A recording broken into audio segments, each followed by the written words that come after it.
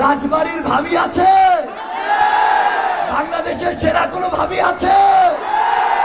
আমাদের সেরা কোনো ভাবি আছে? এই অক্সফোর্ডের কোনো ভাবি আছে? মেডিকেলের কোনো ভাবি আছে?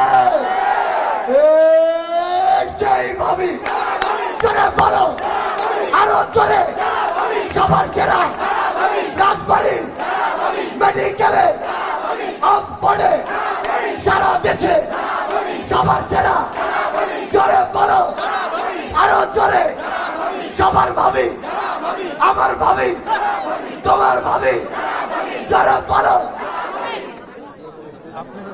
আমাদের সংগ্রামী সহযোদ্ধারা আপনারা আসলেই সৌভাগ্যবান, দুইজন পেয়েছেন ভাই ভাবি, দুইজনই পৃথিবীর সেরা প্রতিষ্ঠান থেকে পড়ে এসে আপনাদের জন্য রাজনীতির মাঠে নেমেছেন। আমরা বিশ্বাস করি এমন যোগ্যতা সম্পন্ন মানুষেরাই, এমন ব্যক্তিত্ব সম্পন্ন মানুষেরাই, যারা মানুষের কথা চিন্তা করে, এই মানুষেরাই আগামীতে আপনাদের হয়ে ওই জাতীয় সংসদে আপনাদের নেতৃত্ব দিবে। এমন মানুষেরাই আগামীর বাংলাদেশে বাংলাদেশ গড়ার নেতৃত্ব দিবে। সংগ্রামী সহযোদ্ধারা, অভ্যুত্থানের সহযোদ্ধারা, এ পর্যায়ে আপনাদের সামনে বক্তব্য রাখবেন জাতীয় নাগরিক পার্টি এনসিপির কেন্দ্রীয় আহ্বায়ক কমিটির সিনিয়র যুগ্ম সদস্য সচিব ডাক্তার তাসনিম জারা।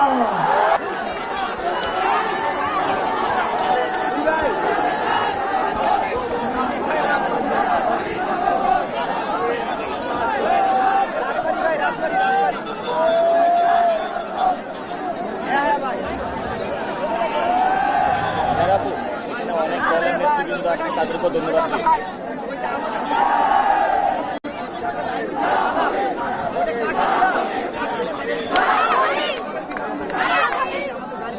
প্রিয় রাজবাড়িবাসী, আসসালামু আলাইকুম। পদ্মাপাড়ের রাজবাড়ি,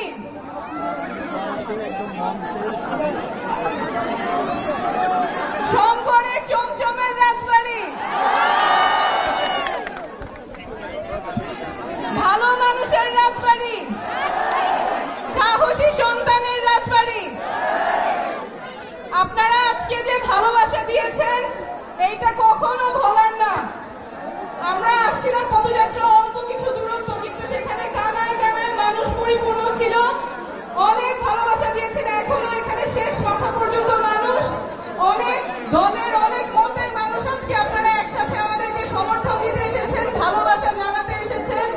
সেই জন্য আপনাদের প্রতি অনেক অনেক কৃতজ্ঞতা।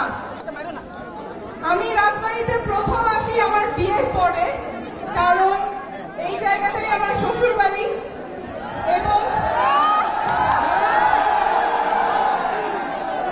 যেহেতু শ্বশুর বাড়ি সেজন্য এখানে অনেক সময় কাটানো হয়েছে।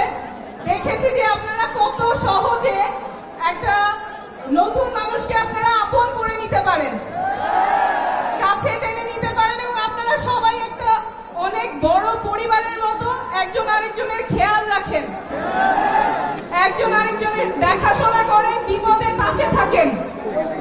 এই জন্যই বোধহয় ভালো মানুষের রাজবাড়ি বলা হয়, সহজ সরল মানুষের রাজবাড়ি, যারা একজন আরেকজনের বিপদে পাশে দাঁড়ায়। এবং এইটা সামনেও যাতে থাকে, আমরা সবাই সবার বিপদে পাশে থাকবো, সবাই সবাই বিপদে সাহায্য করব। যদিও রাজবাড়ি ভালো মানুষের এলাকা, রাজবাড়ি সবসময় বঞ্চিত। আপনাদের একটা ভালো হাসপাতাল নাই।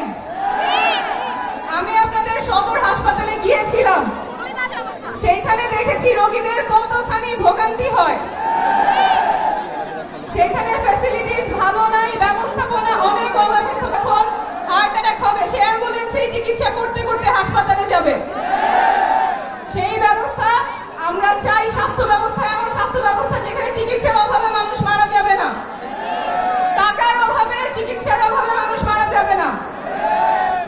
এইখানে আমি যখন রাজবাড়িতে আসি অনেকেই চিকিৎসার এটা সেটা নিয়ে আসেন। আমার মনে আছে শিরিন আপা আসছিলেন, উনি কয়েকদিন আগেই টেস্ট করাইছেন, কিন্তু হারায় গেছে। তো ওনার ওই কাগজ আবার খুঁজে বের করতে হবে, খুঁজে আর পাবেন না, তখন আবার টাকা খরচ করে আবার পরীক্ষাগুলি করাইতে হয়, ডাক্তারের কাছে যাইতে হয়, তখন দেখা যায় চিকিৎসা ভালো হয় না, কারণ তথ্য তো নাই, কাগজ হারায় গেছে। আমরা এমন স্বাস্থ্য ব্যবস্থা চাই যেখানে সবার স্বাস্থ্যের জন্য একটা ইলেকট্রনিক কার্ড থাকবে, ওই কার্ডে সব থাকবে, জন্ম থেকে মৃত্যু পর্যন্ত তার স্বাস্থ্যের কি কি সমস্যা ছিল, কখন কোন টিকা পাইছে, কখন কোন ওষুধ পাইছে, কখন কোন পরীক্ষা হয়েছে, সব এক জায়গায় থাকবে। সেটা আপনি বাংলাদেশের যেই হাসপাতালে যান, ডাক্তার আপনার ওটা খুঁজে বের করতে পারবে, তাতে ডাক্তারও ভালো চিকিৎসা দিতে পারবে, আপনারও ভালো চিকিৎসা হবে। আমরা চাই বাংলাদেশে স্বাস্থ্যের জন্য ভালো গবেষণা তৈরি হোক, বিশ্বমানের গবেষণা যাতে বাংলাদেশ থেকেই হয়। স্বাস্থ্য ব্যবস্থা আমরা চাই বাংলাদেশের স্বাস্থ্য ব্যবস্থা যাতে বিশ্বমানের হয়।